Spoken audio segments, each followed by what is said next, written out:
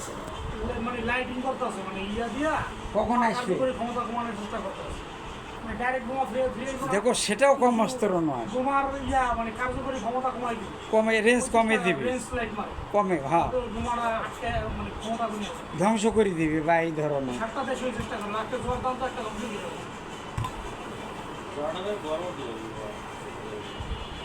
জোয়ার দাম একটা আটটাইছে। তাইলে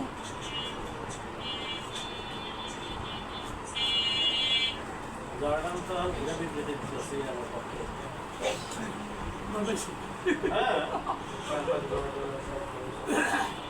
ইরান তো মিডল হবে না। হুম এরা যদি খালি ইয়ারে জায়গা দেয়, আগে আগে লইবে। তারে আগে লইবে। হুম